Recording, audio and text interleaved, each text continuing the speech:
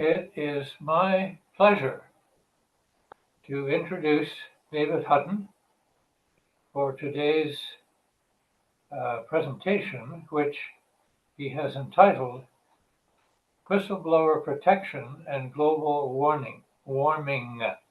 I should say that he has made a very interesting link for us, to the point that I will simply read what he has very ably written as an introduction. The industries most responsible for global warming are engaged in sophisticated, well-funded efforts to mislead the public in order to boost their profits by undermining efforts to combat climate change. Whistleblowers, that is, insiders who witness such deceptions and help expose them, can be a powerful force in the ongoing battle to protect our planet's ecosystem. Unlike our peers, Canada has bucked international trends by failing to enact meaningful whistleblower protections, federally or provincially. The Centre for Free Expression continues to advocate for positive change, that is, a better protection. As a quick biography, David Hutton is a committed advocate for whistleblower protection as a means of safeguarding the public interest and the integrity of our institutions, and has served in this role since 2005. In 2022, he received the Canadian Integrity Award for his work supporting whistleblowers and advocating for stronger whistleblower protection in Canada. David is a former management consultant, recognized internationally as an expert in management systems and organizational change, and the author of 2 authoritative books on quality management that have been translated, published, and distributed on 4 continents. It's my pleasure to turn over the floor, David, to David Hutton. Thank you, John. I'll just show you here an outline of what we're going to cover. First of all, the situation that we're in, where there are, as John just said, extensive and very sophisticated efforts to mislead and confuse the public in order to sustain the status quo, if you like. And a prerequisite for countering this is proper public understanding of the facts. And so many of the facts are being withheld from us. In this role, the whistleblowers have a lot of value as guardians of the truth if they can safely come forward. And so this has led to a lot of activity internationally in this area. So I'll show you some of the international trends in whistleblower protection. We'll talk about the status of whistleblower protection in Canada, and we'll also talk about what our organization is doing and how you can also contribute. So if we take a look at the big picture here, what we see with respect to global warming is basically all the industries involved in this subject to the usual pressures for profit and growth, but at the same time, social pressures to do something about climate change. And the normal response to this seems to be business as usual. Let's carry on, do everything we possibly can to maintain profits, but make it look good through greenwashing and other efforts, sometimes just outright lying and deception. So we have basically two counter trends underway here. And if you look at the fossil fuel industry, it's just one example of this. There are many other industries, of course, but if you look just at the fossil fuel industry as an example, and we look at the issue of reserves, we know that a very high proportion of the known reserves need to stay in the ground if we're going to have any hope of maintaining a habitable ecosystem on our planet. But these reserves are already booked as assets that appear on corporate annual reports and which underpin their valuations in the stock market. So really the promise has already been made to investors to extract these reserves and to burn them. And if we look at the role of government here, governments are still, even in this extraordinary situation, they're still permitting exploration to find more reserves which we cannot responsibly use, and even subsidizing those efforts. So that's a pretty dramatic situation. And a big part of this is the misinformation, because clearly these organizations, both governments and industries, do not want us to really understand what's going on. And they're aided tremendously by the misinformation industry that has sprung up through the internet and social media, for example, where it's become really powerful, profitable to spread misinformation. And this gives a megaphone to bad actors who can distribute misinformation to millions of people with at very low cost, very little risk of any consequences to themselves. And this misinformation is causing all kinds of serious problems, even to the extent of supporting genocide in Myanmar, for example, where Facebook was used to stir up hatred against the Rohingya, and similar things have happened in Ethiopia. So it's not just the misinformation consequences that we in the West worry about. It's very wide-ranging. This is a slide incidentally from Robert Cribb's recent presentation. So if you look a little bit more into the misinformation industry, we basically have the tobacco industry playbook brought out and rehashed. And what you find is the same strategies, the same methods, even the same people and organizations involved in creating this misinformation, misleading the public, but on a vast scale and becoming increasingly sophisticated. And there's almost no industry on the planet that isn't in some way directly or indirectly implicated in global warming. So it's not even just the fossil fuel industry. But let's look at some of what we know. We know that Exxon, back in the 1970s, their scientists were able to predict pretty accurately the effects on the climate which we're now experiencing today.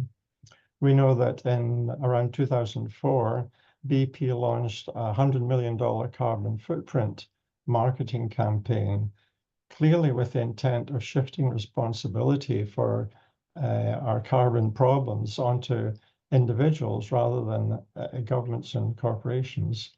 And, within CACOR, we've seen some really impressive efforts by individuals to reduce their carbon footprint, and those should be lauded. But the real problem here is that industry and government actions are not making it easy and financially attractive and simple for people to reduce their carbon footprint, rather the opposite. So it's a distraction from where the real responsibilities lie. If you look at offsets, offsets are where you get paid for not doing something that would have been damaging. And a good example is the logging industry, where it has claimed offsets to offset against their logging activities, which are based on not logging areas that they wouldn't have logged anyway. Areas where there's just small patches of forest, or it's on very steep ground, and so it's not economic to harvest. But you can still claim offsets against something that you were never going to do anyway. Carbon capture and storage, another example where it's very dubious whether this fairly expensive technology can be ever set up at the scale that we need. But if we look at the fracking industry, it's actually using injection of carbon dioxide to improve their productivity of their wells. And ironically, in this situation, it's unlikely that that carbon dioxide is going to stay in the ground because of the fracking that's been done, which damages the rock layers that would have otherwise kept it below ground. So the CO2 will likely leak out over time into the atmosphere in any case. And then tree planting is another example where it's been hyped as a panacea based on some very simplistic calculations, but many of the examples we've seen of large-scale tree planting have been actually counterproductive and caused more carbon release than they were supposed to prevent.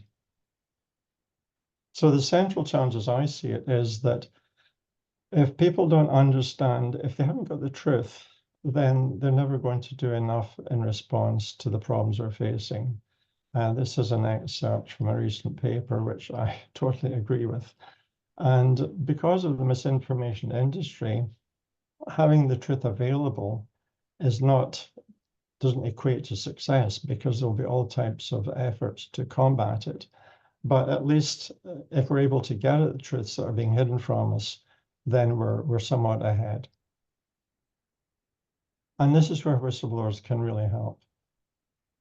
I'm going to start by pointing to this report. There's an organization called the Association of Certified Fraud Examiners. Their members are investigators who are trained to investigate suspected fraud. That's all they do, and they're very good at it. The ACFE has been publishing these reports. They're called a report to the nations. They've been publishing these since 1996. This is the 13th one. And if you picked up this report, you would find about 100 pages of analysis based on almost 2,000 real-life cases of fraud that have been reported on and studied and included in the analysis. So, and these reports are an absolute goldmine of information about fraud, how it occurs, the methods that are used, who's doing it, what it costs, and so on. I'm going to point you to just one page in that report, and this is it here. There's two histograms here. It's a little bit confusing.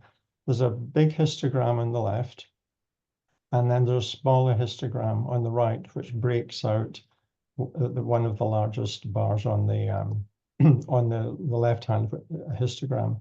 So what the left-hand histogram shows, it jumps out at you that top bar, tips, it says that tips are by far the most effective way of uncovering fraud.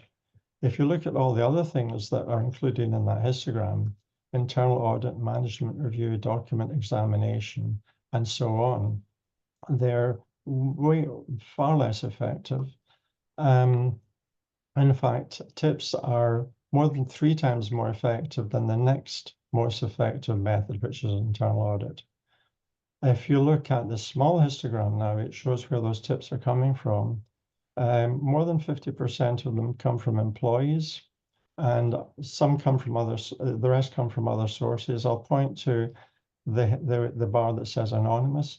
Those are very likely employees, because those are the people who are most vulnerable and most likely to report anonymously. So this is a very important finding that incidentally has been confirmed over and over for decades. This histogram really hasn't changed over time. And what I'm going to share with you now is some observations from experience with whistleblowing over the past several decades. And the first is that there are willing whistleblowers in everywhere you look, every country, every industry, every profession.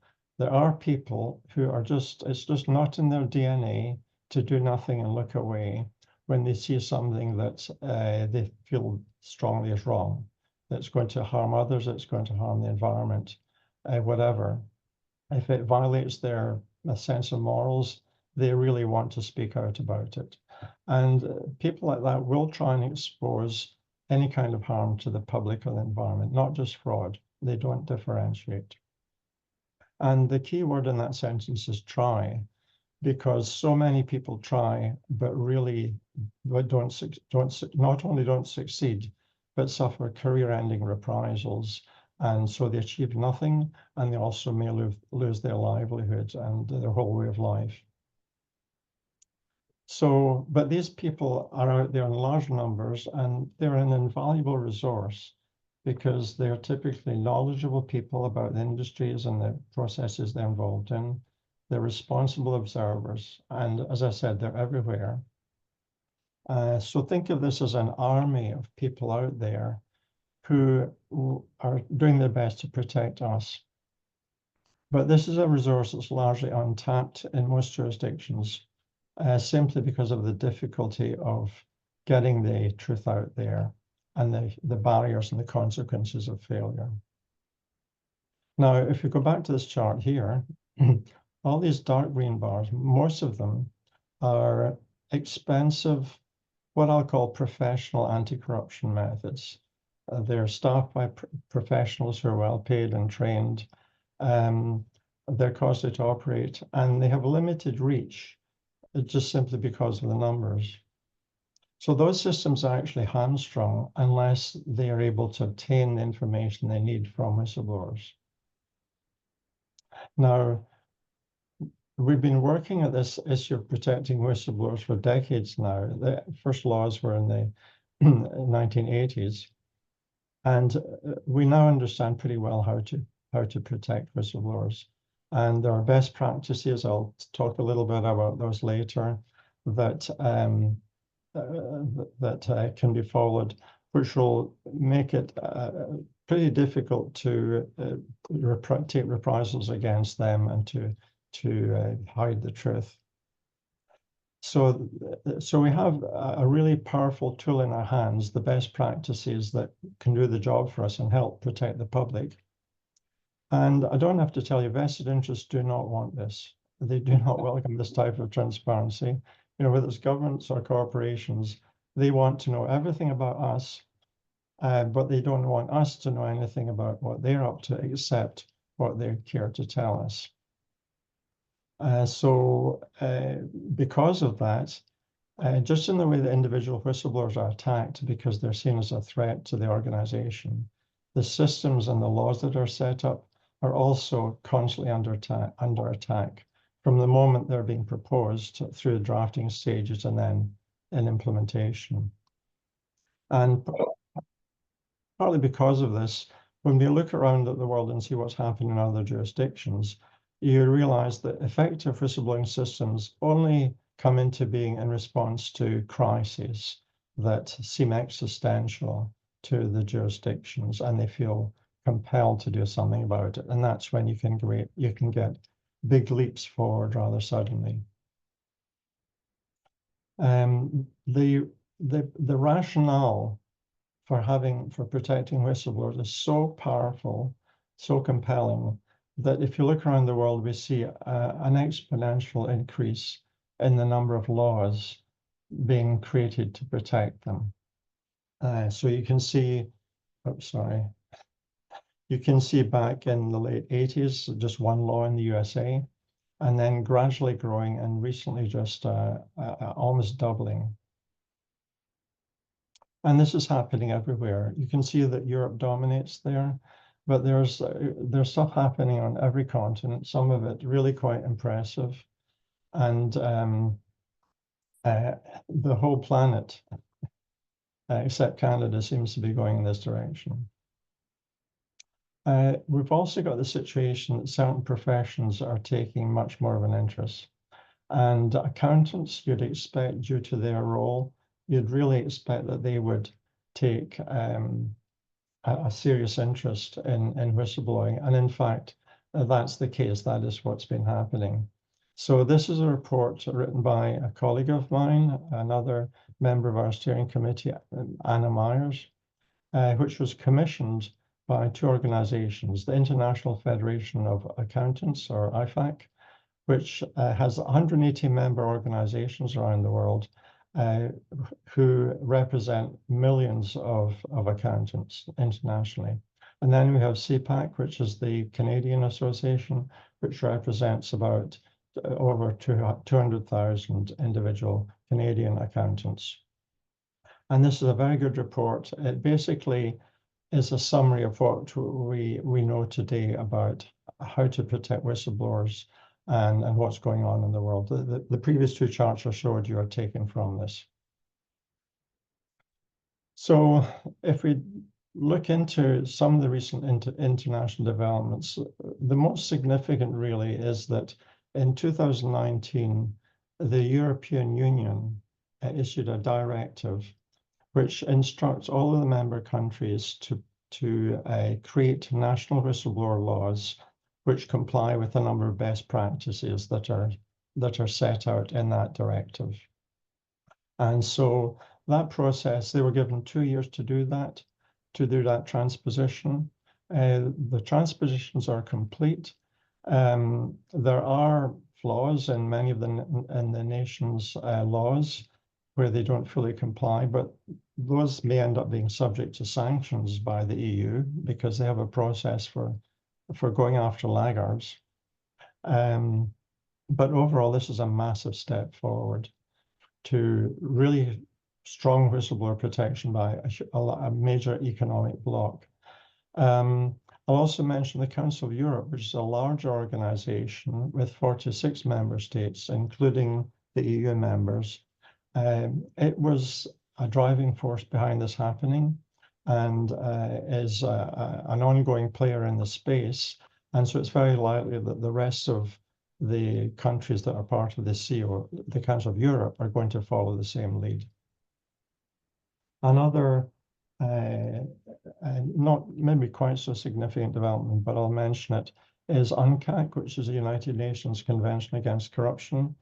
And they had a conference earlier this year at which a whistleblower protection resolution was put forward and debated and worked extensively in private meetings offline. The final version that was put forward was adopted unanimously, and it's a good resolution. All the attempts to weaken it failed, so this is a good piece of work. Now, there are 150 countries who are signatories to UNCAC. Canada is one of them.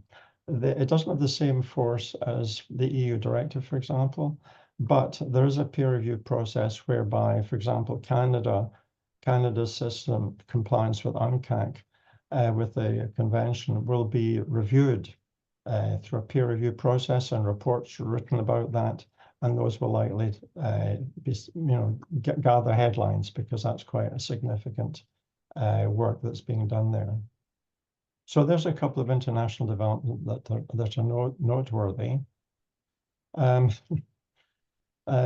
This is not a reference to our national anthem. This is a reference to the state of play in Canada, of where we are today. So I'm going to take a little diversion here and tell you a little bit more about how you protect whistleblowers, what we've learned. And so this diagram is taken from a document that we produced, which basically takes the best practice criteria that are out there, there are more than one, put them together and structured it in a form that's much easier for the layperson to understand. So it's very much an educational document. And the purpose of this is to go from the red blob here, where someone observes a problem that's concerning, through to the green circle here, where the problem's actually been looked into and corrected.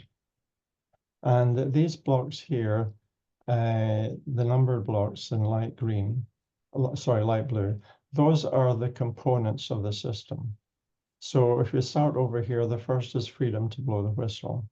Without these laws, it's extremely difficult to blow the whistle without making yourself vulnerable, because, there's a saying, it should never be a crime to report a crime. And yet that's exactly the situation that most people face, that if they do anything to expose the wrongdoing by blowing the whistle, they will be subject to all kinds of consequences because they've broken the rules. So you want the law to make it easy to free people up to blow the whistle. The second thing you want to do is prevent reprisals, because as soon as that happens, as soon as the whistle is blown, the typical organizational reaction is to go into top gear, doing things to punish and silence the whistleblower, such as making their job conditions impossible, even firing them, transferring them to Alaska, whatever. And you need to prevent those to keep the whistleblower alive. It's a little bit like, if you're fighting organized crime, if you can't keep your witness alive, you're never going to get a conviction. So preventing a reprisal is important. Now, that won't always work. There'll be failures, in which case you need to redress for reprisals, which means that after people have been damaged, then there's some machinery that will kick in and try as far as possible to make them whole again. And the compensation that they need could be quite extensive, and not just financial. But for example, many people find themselves blacklisted in their profession, so they actually lose the ability to continue to practice in their chosen profession, and that has huge consequences for their future financial and emotional well-being. So if you can construct these three blocks here well, then people will trust the system, they'll make disclosures more promptly and more frequently, and we can get through to this block here, number 4, which is protection of the public. So having actually got the information to this point, what needs to happen is competent and timely and unbiased and thorough investigations into the suspected wrongdoing, assuming that wrongdoing is found and that it's serious, then the wrongdoing has to be addressed. And that means more than just throwing out recommendations that could be simply ignored or watered down. It means actually fixing the problem and showing that it's fixed. And of course, all of this has to become public. You cannot operate a whistleblower system in secrecy. That won't ever work. There's another box here. So if you do all this properly, then you get the problem corrected. Another box here that we've built in is quite important and often neglected, and that's evidence of effectiveness.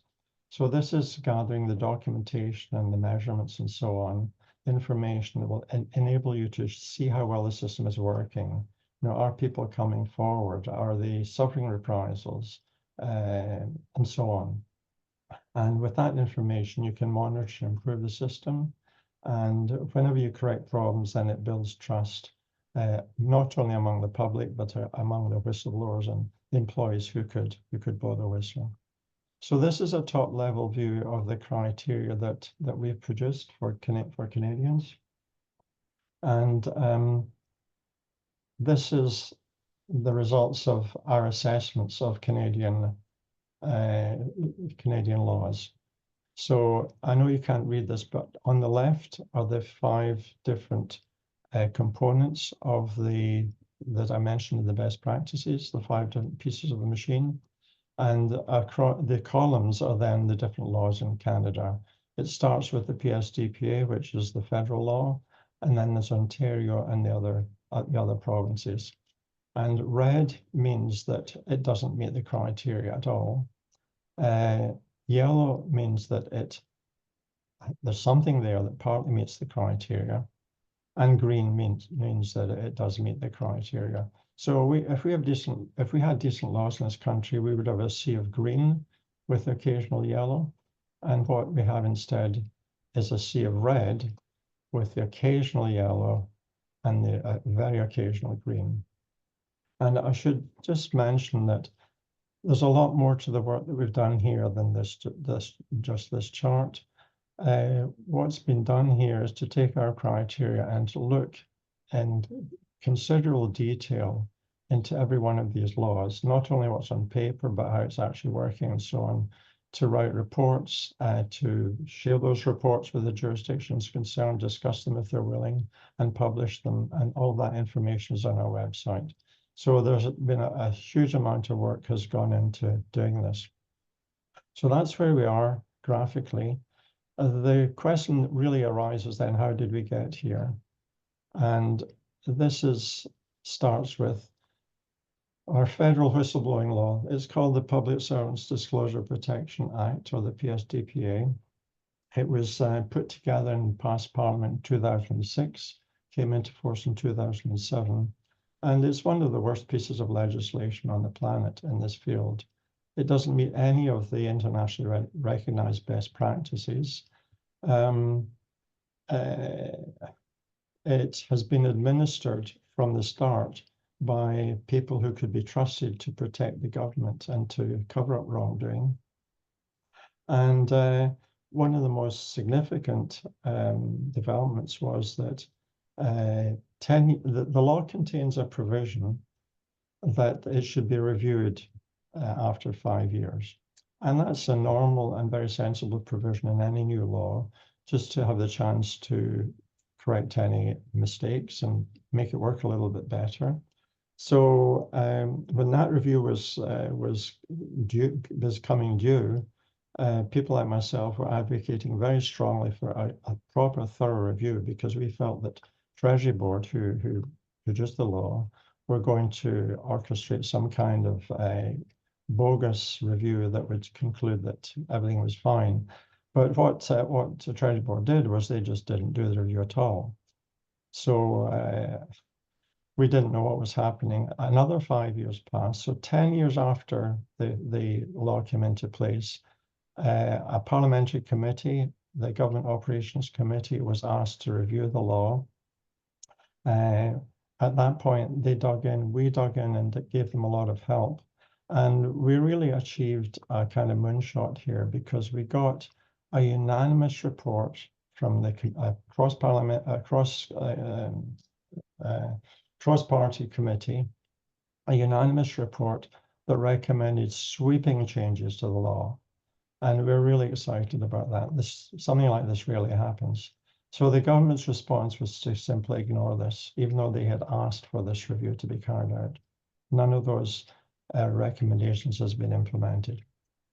So roll on a bit further. So 17 years after the law came into force, more than 5,000 whistleblowers have come forward. Of those, about 1 in 10 has reported reprisals, has formally reported reprisals to the system looking for protection.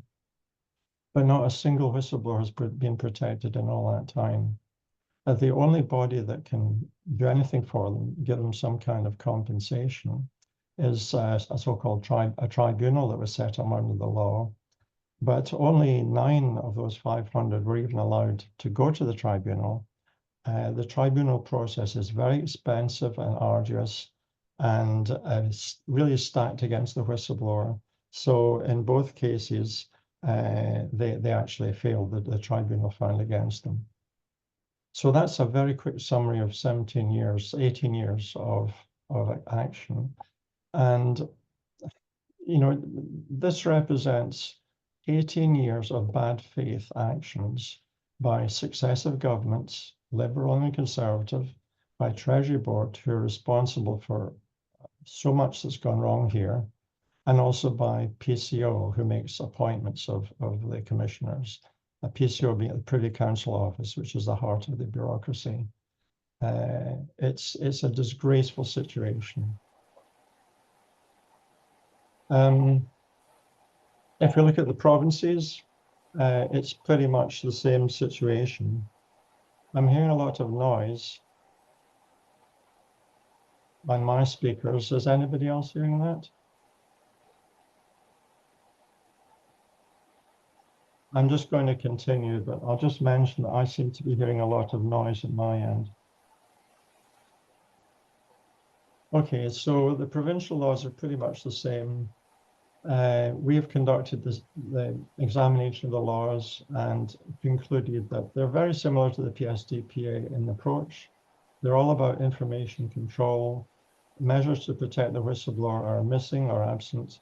They've seen very, very little usage, and none of them can produce any evidence that they've been effective in any way. One of the questions that comes to my mind often is just how prevalent is whistleblowing in Canada. It's very hard to say. If we look at the PSDPA as a starting point, then we've had over the years a little over 300 whistleblowers come forward per year.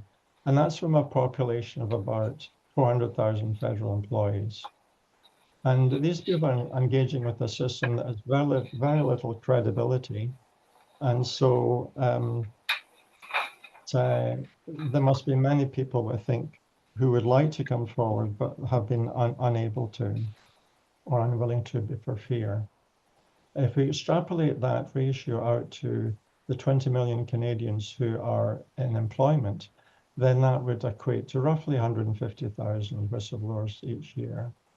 15,000. It's impossible to know the numbers because there's no machinery there for them to engage with or to protect them. There are very, very few successes. There are no records, no visibility. And so it's impossible to know what's really going on there. And in my opinion, the actual numbers may be an order of magnitude greater than this because there's so many people who like to do something, but just are too terrified to do so. And so what this speaks to is the sheer extent of this army of people who are looking out for us and looking out for action against the climate change, but who are simply not being tapped. We're not able to help these people to help us. Some recent developments in Canada. The last time I spoke to this group, there was absolutely nothing going on. There are a few things going on at the moment. A Bloc MP, a new MP, put forward a Bill C-290, which is a private member's bill. He was upset at the number of whistleblowers coming to his office and learned a little bit about the history, and his office drafted this bill, which is intended to make some improvements to the PSDPA. And these improvements would be useful, but they are not sufficient to actually change the outcomes. And a private member's bill is quite limited in what it can do because it's not allowed to spend more money. It has to work within the resources that exist. And so, although that's an interesting development, which we're supporting, it won't materially change the situation. However, what it did do is it triggered Treasury Board into action to do something else.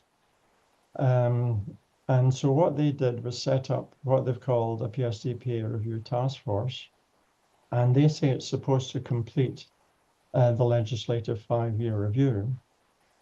Now, this is interesting because it's 12 years now since that review is supposed to take place. And everyone working in this field thought it had been done in 2017 by the Government Operations Committee. But Treasury Board is silent about that review. It does say, we'll look at their recommendations. But the question is, what was that review? A tremendous amount of work went into it by parliamentarians and NGOs. And was that just to make work? Incidentally, the members of the Government Operation Committee, many of them believe that the purpose of asking them to review the PSDPA was to distract them from another serious scandal that they were about to look into. And I think that's correct. One little beam of light is that we have a new Integrity Commissioner appointed, Harriet Soloway. The Integrity Commissioners we've had to date have been people, career bureaucrats drawn from within the Ottawa-based bureaucracy. So people whose careers are within the bureaucracy, who are socialized and trained from birth, if you like, to protect the system, protect the minister, protect the government. These are not people that you can put in charge of an agency whose job is to police the bureaucracy. But now we have someone who's from outside, former UN administrator who has some very relevant experience. And so what we'd say here is we'll watch this space because that looks really interesting. And we've met with Soloway. We're impressed by her. We think that she's going to do a good job. But she has a mountain to climb in terms of the law that she's been given to administer and the agency that she inherits and the lack of resources. Another thing I'll just mention passing is a little bit of activity in the private sector around the process of offering rewards for tips for wrongdoing in financial institutions. Now, here's a recent success that I do want to talk about at some length. SDTC stands for Sustainable Development Technology Canada, is an arm's length non-profit corporation set up by the government in 2001. Its role is to distribute funds provided by the feds, to distribute them to green technology startup companies. So a very important part of our efforts as a nation to harness technology to tackle climate change. And they have been distributing a lot of money, $1 billion to date.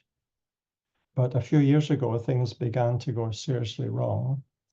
And a whistleblower exposed that there were serious conflicts of interest among senior executives and board members, millions of dollars being granted to these executives' own companies and to companies that don't meet the criteria for financial support.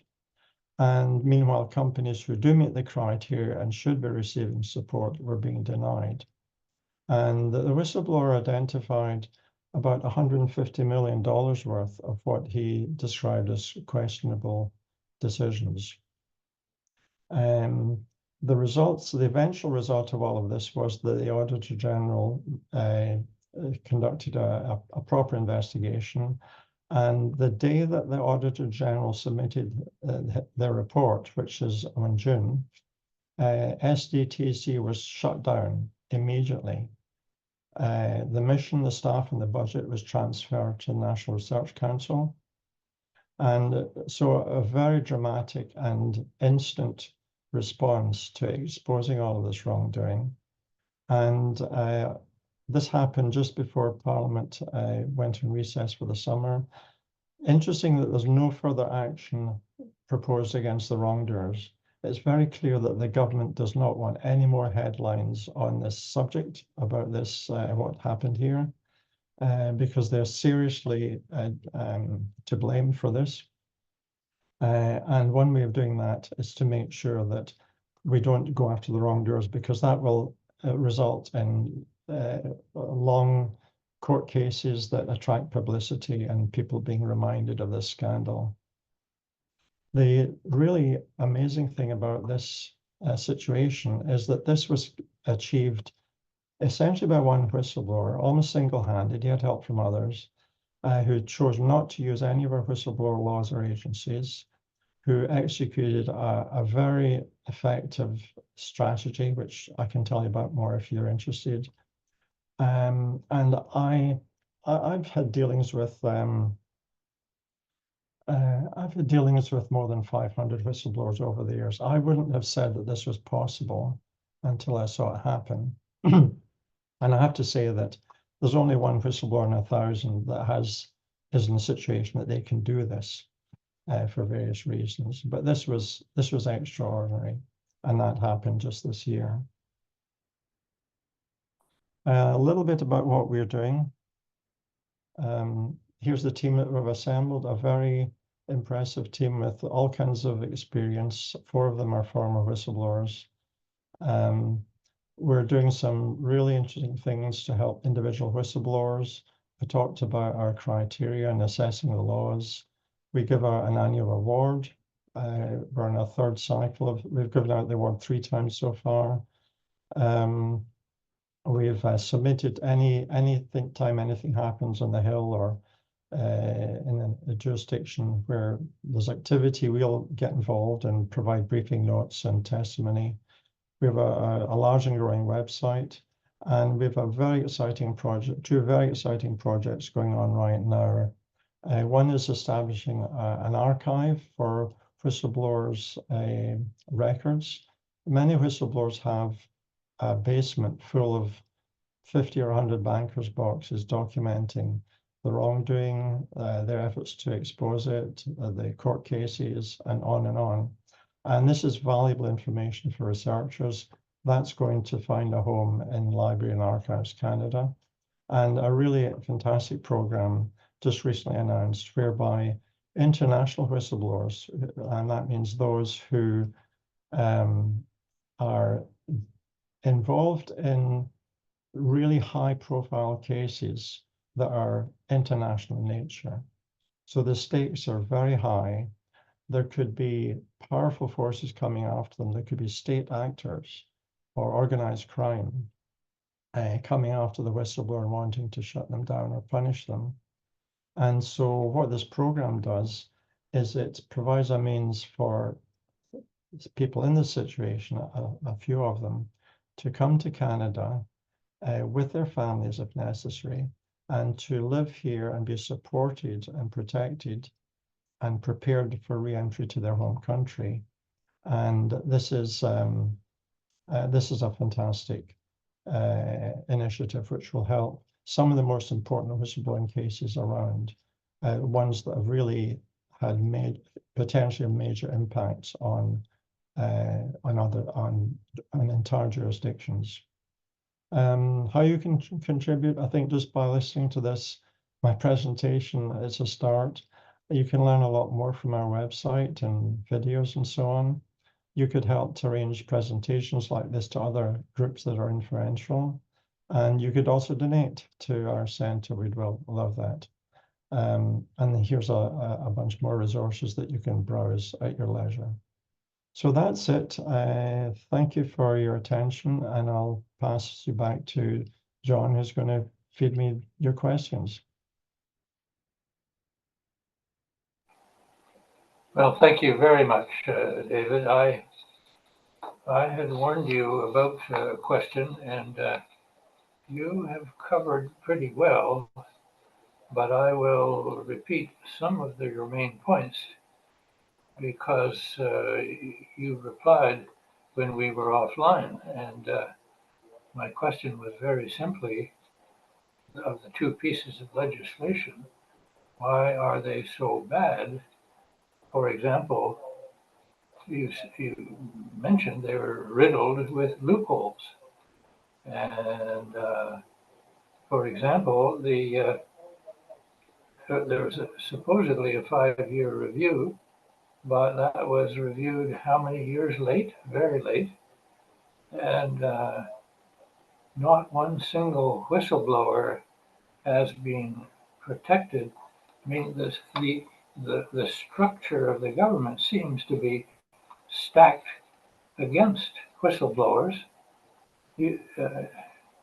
Before I go on to the last few others, what do you think of those comments? I mean, do you feel that you're gaining in terms of more protection for whistleblowers?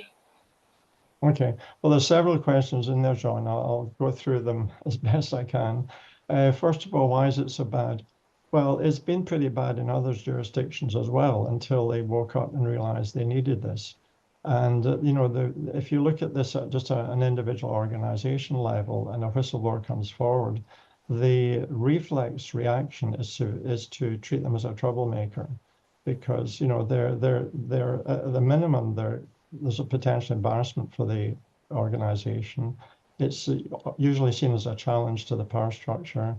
And it's hard to find someone who maybe some people want to see the wrongdoing stopped, but no one wants the organization to suffer any embarrassment, right up to the CEO, who would be embarrassed. Even if they're not implicated, they'd be embarrassed that it happened on their watch.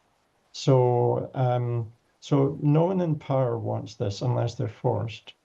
And the way that force comes around, we've seen in other countries. The UK is a good example where they're just as bad. I wouldn't say they're as bad as us, because we have a terrible whistleblower law. They didn't have anything.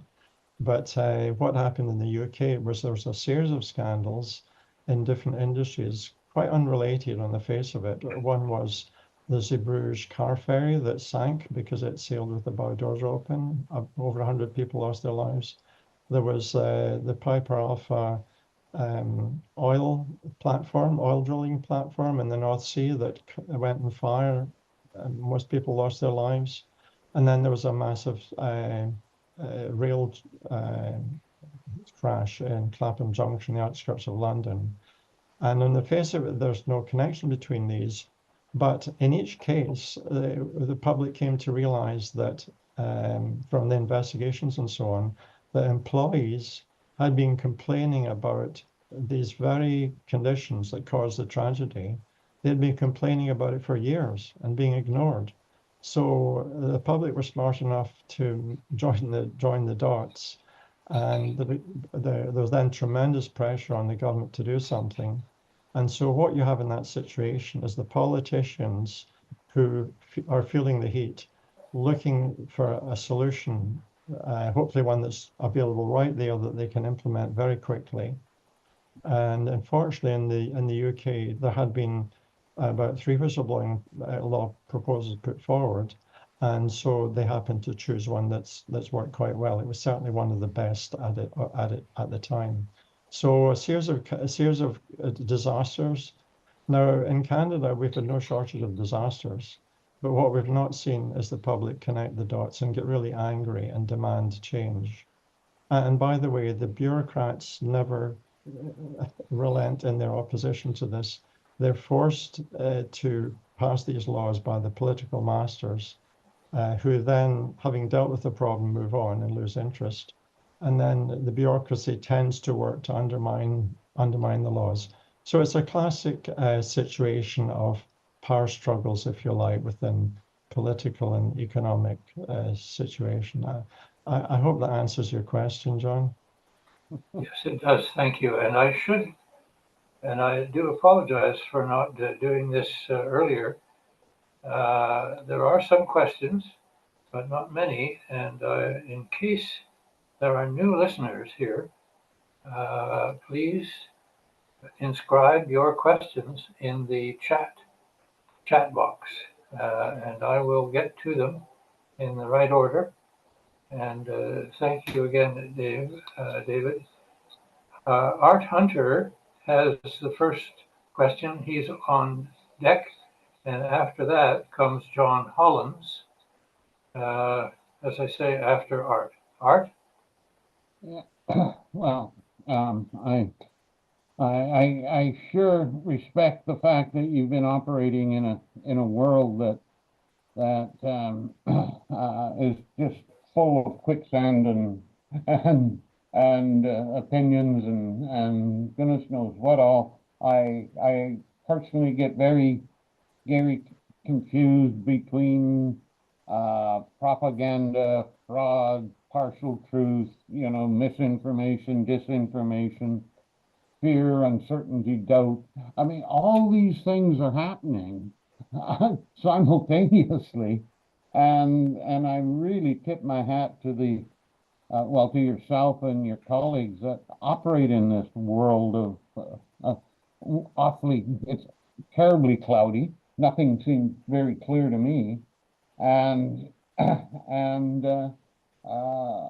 it's even more frustrating, I expect, because of the timeline and what I consider, and really this is my question, is regards lawyers. I imagine this is very rich ground for and an environment for lawyers to carry on and point fingers in all directions, almost with impunity, because there's so much possible interpretation going on. Could you just address how you see the lawyers operating in this field? Okay, well, as far as the law is concerned, you have a number of constituencies. You have the lawyers who write these laws and defend them and are really there to protect the government. The same lawyers often get to administer the agencies where they also work to protect the government. Incidentally, maybe I didn't say this, our federal whistleblowing law does exactly the opposite of what it was claimed to do. If you take information to that about wrongdoing, it's buried forever. And unless the Integrity Commissioner happens to investigate, which he rarely does, then it's beyond access to information, not for 10 or 20 years, but forever. It's gone. Now, meanwhile, what happens to the whistleblower? Instead of being protected and have a remedy, they're put on a treadmill of bogus processes that lead nowhere, that will just exhaust them financially, emotionally, every other way, and in the end say, oh, well, you deserved what you got. So it does exactly the opposite of what it was claimed to do, and that was by design. So now I think I've forgotten your question, Art. Yeah, the lawyers. So you have the lawyers that I would say are working for the bad guys. Now, lawyers who could potentially work for the good guys, I mean, the whistleblowers. Um, we have the leading NGO in this field is the Government Accountability Project in Washington, D.C. They're the first NGO set up to protect whistleblowers, and they are still the leading organization on the planet. They have done fantastic work over the years. And they are behind many of the international developments, and they have put in place helped put in place dozens of strong laws in the USA. I did an organizational assessment of them years ago, so I know them very well. They operate on a shoestring. You know, they have never been more than 6 months away from bankruptcy. They're dependent on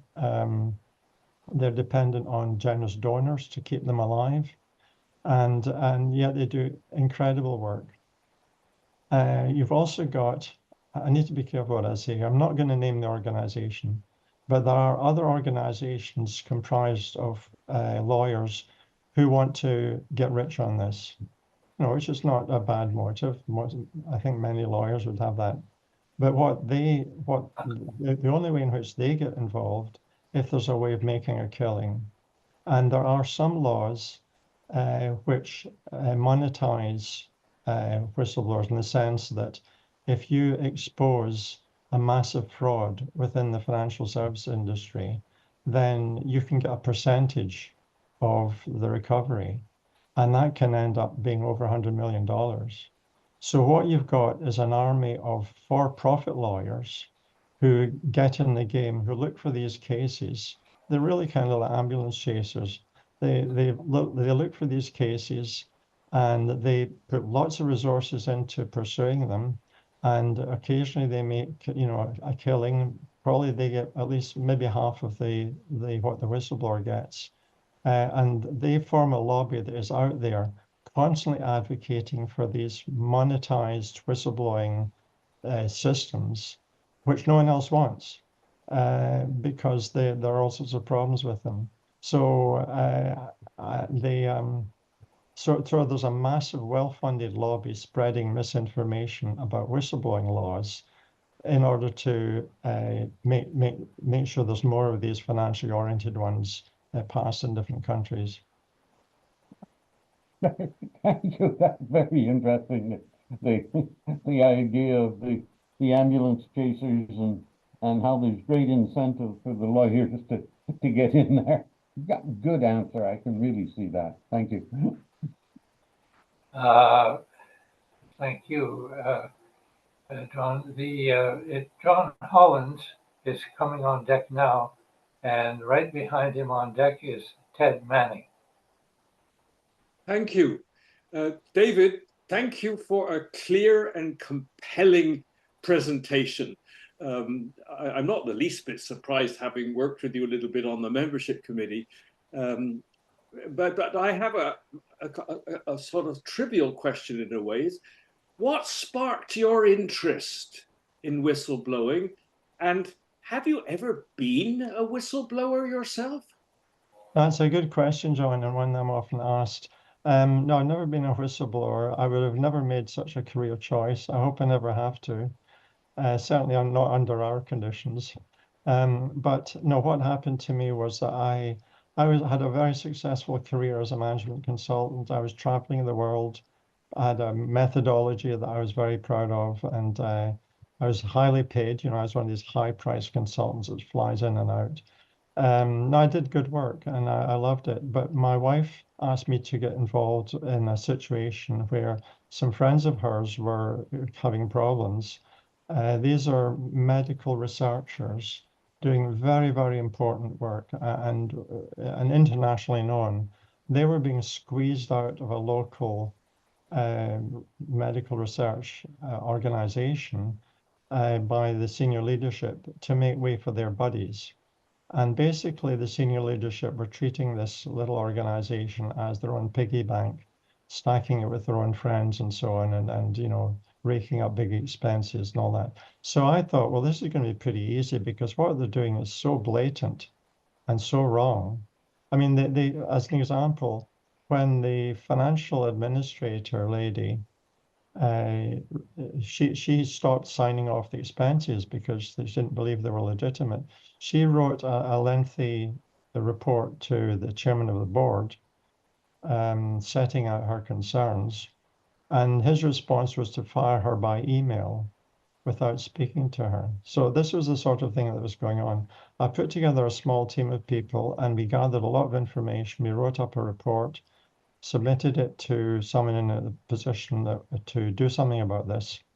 And at that point, I was absolutely stunned by how routinely and easily it was all swept under the carpet.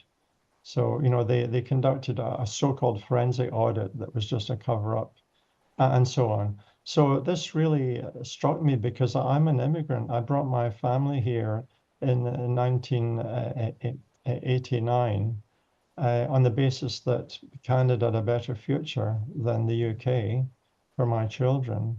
I thought it was a clean, well-governed country, and I believed that until this happened. And so I felt I didn't sign up for this version of Canada. I need to do something about it, and that's what got me going.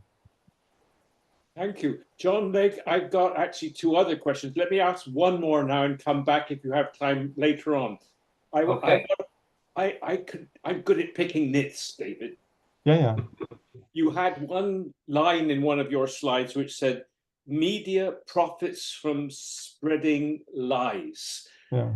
Now, that's a very broad statement for someone who tends to dive into. I want to just observe that I have subscriptions to 3 newspapers, 2 daily newspapers and 1 weekly newspaper. The first one is the Ottawa Citizen, and I read that newspaper because I've been active in the community for 50 years and I'm still interested. The Citizen seems to me to be pretty straightforward for the most part. Now, its companion, which you can't avoid getting in your mailbox, is the National Post, which to my eyes has a clear bias on the, should we say, the right side? Not the right side, that's totally wrong, but a conservative bias, if that's okay. The other newspaper daily I take is the Globe and Mail. And this one seems to me to be very straightforward. It's not partisan for either of the 3, actually 4 federal parties that have elected members. I trust substantially what I read in the Globe and Mail, and I often get really good leads. And they accept they accept letters to the editor from Richard Van der Gat and Jeff Strong and me and maybe others. So that's all good for me. The third one is The Economist, which is an extraordinary publication, been going since about 1850. And of course, the Canadian media, by and large, are under awful great commercial difficulties. So where do you turn for reliable news, Okay. David, and what do you think of my assessment? Well, first of all, I'll point out the slide you're referring to, it wasn't actually mine. I stole that from Robert Cribb, and it was kind of trying to paint a picture of what's happening in the media. And you've referenced media that originally print media, or maybe transitioning to online. But I think the focus of that comment is really the new media that have undercut the traditional media, taken all the advertising revenue. So we have a situation that the print media are in desperate straits, can't afford to do a lot of investigative journalism and so on. And the point about the media benefiting from spreading lies, It is the basic business model of social media websites to maximize the eyeballs, maximize the engagement of the people that visit the websites. And if you set up, and what they do is they set up an algorithm that does that. It looks for material that engages people and keeps them on the website and keeps them browsing. And when you do that, it automatically um, favors controversial material, stuff that will get you angry, will make you fearful, and so they automatically prioritize emotionally couched misinformation. It's designed to stir people up to hateful speech, controversial nonsense. They automatically prioritizes that. And I'll just mention something that's important that's going on. I think I mentioned in my talk that there's been a couple of years back. There's a lot of concern about this issue because of the damage so visible. But in the last year or so, and there was concern about inadequate content moderation. Basically, the Facebook, these companies have given up on content moderation. They've been firing the teams that do this and just letting it go a free for all. And they're doing that to improve their profit. And there are no bones about that. So there's virtually no content moderation going on in these websites anymore. And so we've got the dynamic perpetuated that the most poisonous misinformation is out there and earning money for these sites. Thank you. Okay, and jump in, John, if I forget to come back to you, please. The Ted Manning is now coming up, and there is I realize, Dave Doherty, that this was a comment, but because it's such a catchy comment, I think you can have a whack at it because there's a blank or two in the question list. So who did I say is next? Ted. Ted, you're next. And Dave. Hi, David. That was wonderful. It was not really, shall we say, I'm not going to sleep well tonight. But that said, and just to follow up the thing previously, those negative comments have been sociologically demonstrated to spread much more quickly than real news, real information, and so on. And that is it's even giving Elon Musk headaches. So I've got a couple of specific questions. One is anybody doing it right? Is there a model in any country who's actually got it in place and where they are protecting their own people? I have a couple of follow-ups, but I'd like you to have a go at that one if you could. No, certainly there certainly are, Ted, and if you look at the EU directive, which is driving what's happening in Europe, that's a pretty good document. If you get hold of it and you read the preamble, it really sets up the best practices and explains the rationale for them. So those nations are going to have pretty good laws. The US has been at this a long time and has some pretty good laws. Interestingly, a country that jumps out as doing really good work recently is Serbia. And why Serbia? I think it's to do with the people who are involved here, who are professional journalists, who have personal connections with the president, I believe, and they have done some wonderful work. I give you one example. One of the things that they have required in their laws is training for judges who sit on whistleblowing cases. So, whistleblowers come forward, they're looking for protection from reprisals, and it comes to court. The judges who sit in those cases have to have undergone training. And there was a case not so long ago where a judge who was not trained sat in one of these, and he was removed. They didn't allow this to slip through. And the result of that has been that routinely whistleblowers suffering reprisals have gone to court and had those negated within weeks. And that is extraordinary. And you imagine the effect that that has on the whole system when the wrongdoers realize we really cannot shut up, we really cannot punish this whistleblower. That's a very very powerful. So yeah, there are lots of examples of successes. I have the impression that we do differently and better with workplace health and safety. And if somebody loses a leg in a construction site, they will actually listen to them and maybe compensate them. What's different? Well, it's interesting that there's quite a gulf between the whistleblowing laws and other laws in Canada. Now, I'm not an expert, but I know that some of the provisions that are not in our laws exist in labor laws. So, for example, to protect union leaders, protect union people from being arbitrarily fired by their employers. There are what you call reverse onus provisions that the employer has to show that there's a really good reason for firing someone. And the default assumption is that they fired them because they were a union organizer.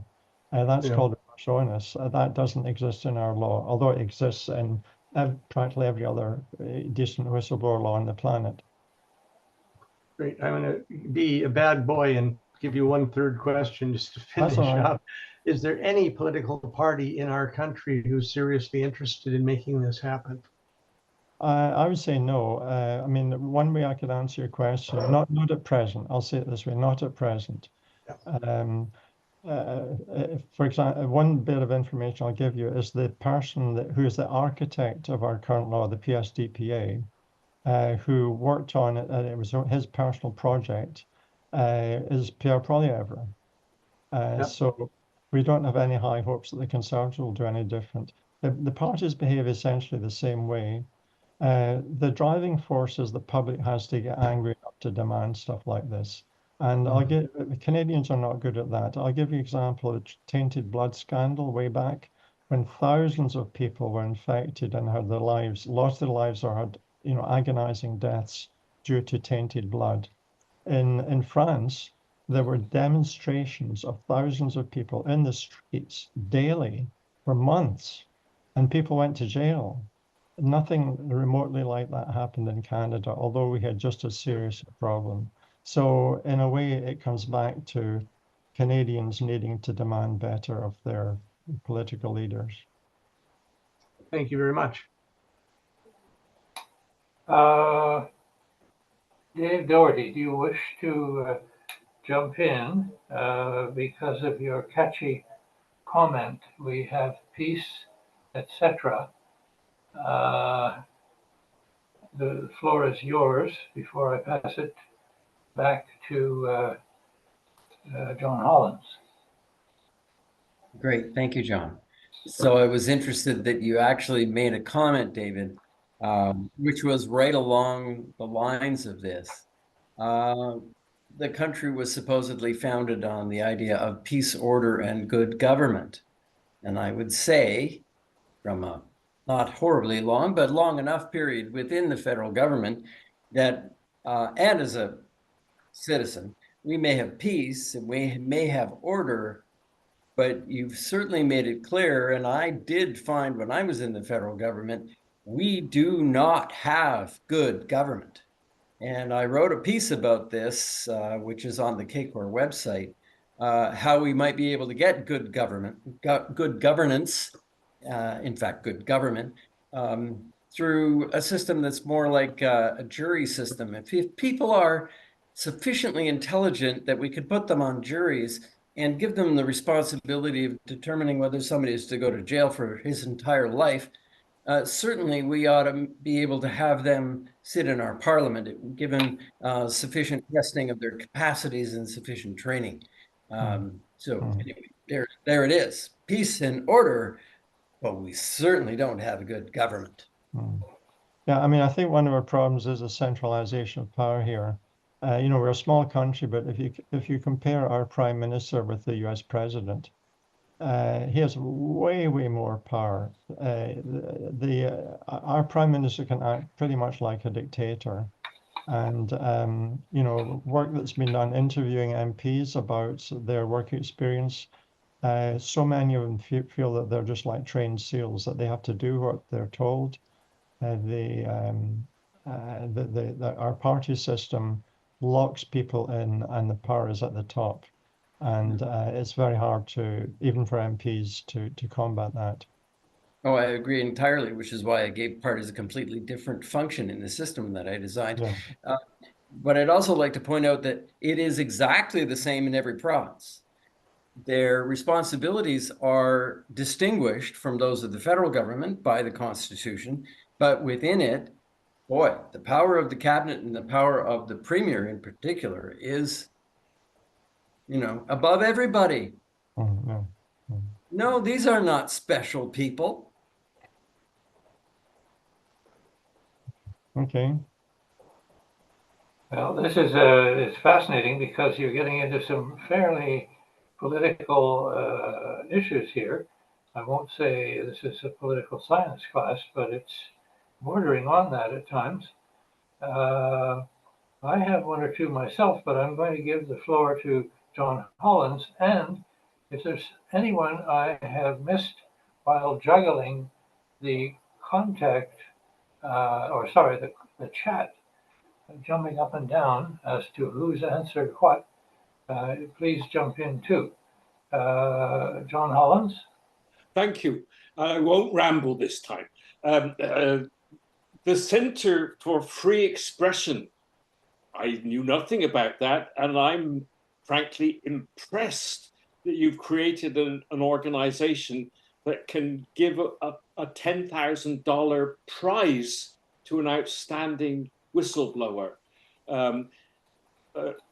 Tell us just a little bit more about how that was established. Is there a membership as well as the board that you showed us? And what are the lessons you've learned there that CACOR might be able to apply?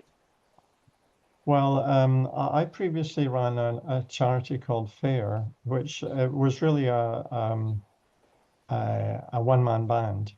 And I did a tremendous amount of work, had quite a lot of success, but the workload just burned me out eventually, and I couldn't continue it. So I view CFE as being just a wonderful institution, which existed before I was working.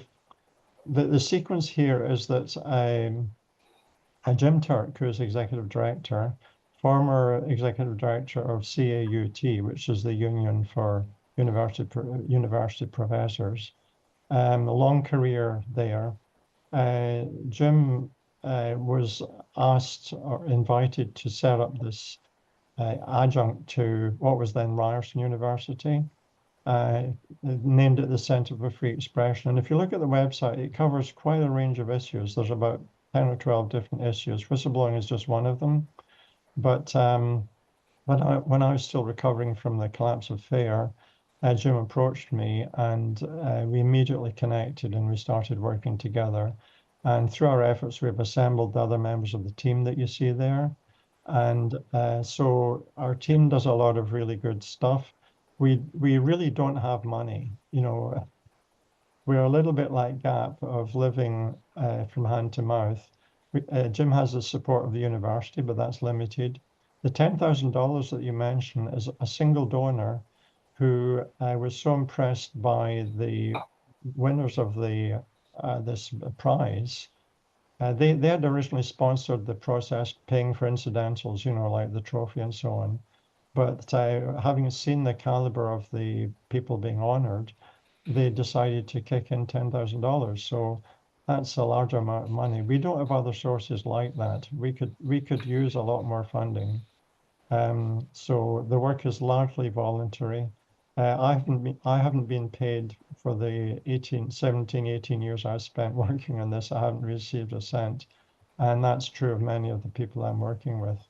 We do it out of a sense of commitment that this is something that needs to be done. I'm not sure if I've answered your question, John. Oh yes, and you've given that prize 3 times, if my memory serves That's correctly. correct. Yeah. Did you get useful media? It's hard to say, you know, I'm sure we've had some media coverage, and the thing about the website is that even if you don't immediately get a lot of coverage for it, then over time, you know, thousands of people can find the recording over time. And as the website becomes better known and people go to it for other reasons, then, you know, I view it like a kind of library that, you know, you might get very few readers initially, but over time, the readership could build up considerably. And we have done, you know, when we testify to Parliament, the people on the Government Operations Committee know me, and I always get a very generous introduction from the chair. I am a friend of the committee. So, you know, if for example, when the ArriveCan scandal was beginning to brew, and at that point it was not at all clear whether there was a real problem or not, I asked the Government Operations Committee to testify to them, and I did so. And I basically explained to them that their job was impossible unless they could get whistleblowers to come forward and tell us what was really going on. And that's what eventually happened, in spite of the lack of protection for them. And incidentally, it was the same committee that conducted the 2017 review of the law. So, you know, testifying to a committee gets some headlines, and the media has reported pretty consistently on some of these scandals. Thank you. Before I ask my own question, there is one that you mentioned that Europe dominated in whistler protection laws. I'll come back to that. But the first one is, it shocks me as to how easily not only, well, created bodies by the government are shut down without any backtalk. And it makes me think about our media people. Are they also asleep, or are they simply, well, no, that I don't want to, give that. The point is that there's a lot, it seems to me, for media to get their teeth into, and yet they don't come up. Is it because they suffer from a power centralization in the same way that you mentioned that in one of your replies? Okay, you're talking the SDTC case, John. Yes. And I gave you a pretty rapid summary of that. There's a lot I could say about that situation. It's not easy to get an organization like that shut down. You know, I'm an immigrant. I've only been here for, you know, 30 years. I don't remember it ever happening before. The reason that it happened was because the sheer magnitude of the problems, and they were getting publicity.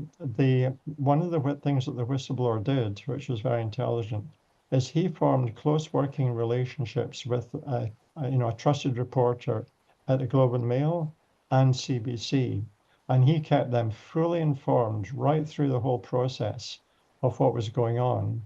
And if the government failed to act, then both of those organizations were in a position to break the story. Now, what they actually did do is they followed closely what was happening, and they could see that the problems were going to get fixed. And they wrote stories about everything that happened of a public nature. They wrote very good articles about the hearings that took place, you know, what the whistleblower was saying, so on. And they would have acted if the whole process got stuck and the government was simply covering up. They were in a position to break the story. But my reading of that is it's a last resort. That if the system will fix the problem, then report what the system is doing, but don't try and break the story yourself, because then you're into potentially massive repercussions, court cases against you, and so on. So I think I don't know for sure, but I think my interpretation of what happened is is that they were certainly doing their job, but they have to be cautious. And incidentally, they put a lot of resources into this. You know, like one CBC article reporting on recorded conversations between the whistleblower and senior executives. They would listen to hundreds of hours of recordings before writing an article, just to make sure they had their facts correct. Well, that's very reassuring, in fact, to see the media doing that work. The other question I just mentioned, in one of your charts, and it had to do with my certain amount of color blindness, I couldn't figure out who was dominating. Was it North America or Europe? But no, it was Europe you mentioned. Why have they done so much better, at least in some aspects of the whistler protection? Okay, well, the chart is a little bit, you have to understand what the chart is saying. It's really just looking at the number of countries that have put in place whistleblowing laws. So, so the US would count as one on that chart. I see. So Okay. in economic terms, the whole of the EU is about equivalent to the US. But and the US has dominated from the start in the sense that they have been the pioneers. You know, they have demonstrated how to do it against all kinds of pushback and obstacles in their jurisdiction. But they have set the pace and given a lot of help to other countries to come on board. Okay, that puts it in context. This is where interpretation of material such as that is really necessary. I just make one last comment, and that has to do with a very active member of CACOR, just to give his first name, Samrat, has sent you high regards for this presentation and also to CACOR for the presentation. So your in French they say rayonnement, your name and reputation have gone far abroad, across the Atlantic, and that particular person even from Asia. So there we are. Thank you. I would like to, should we go through Art Hunter or should we go through Ted Manning first? I'm going to ask Art. If Ted doesn't jump in, I'm going to ask Ted. It's my turn, John. Good. I'm delighted to see David still on this case and working it. I don't know, you probably know I was an inmate of a federal institution for about 35 years. And quite frankly, the whole idea of how you oppress ideas and line them up and make sure that people don't get to speak out is so ingrained in that organization. It may be worse in the federal government itself than it is outside. I don't know. You would. But what I'm really saying is that it is very, very difficult for a person, even a relatively senior one, to hold an opinion different from their own colleagues and their own organization.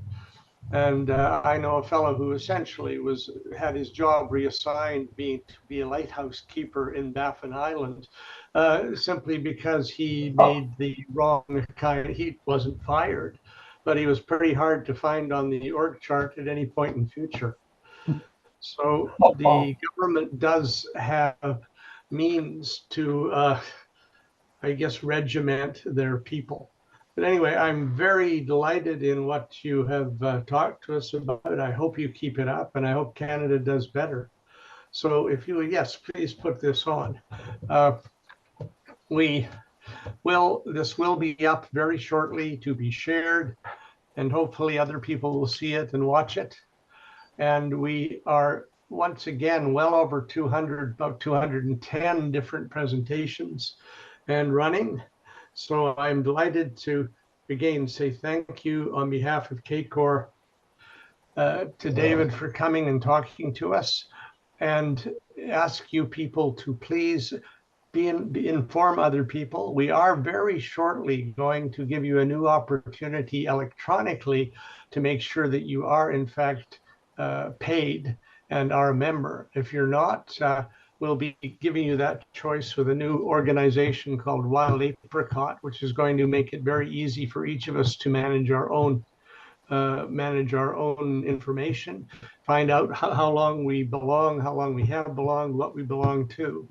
So I will just ask you to respond to that when it comes in about a month, and you will be given some other opportunities to new presentations and new places that you can go through CACOR. So once again, please subscribe if you watch this on YouTube and our other presentations. And I would ask you all now to relax, turn on your video and audio, and we can talk without recording.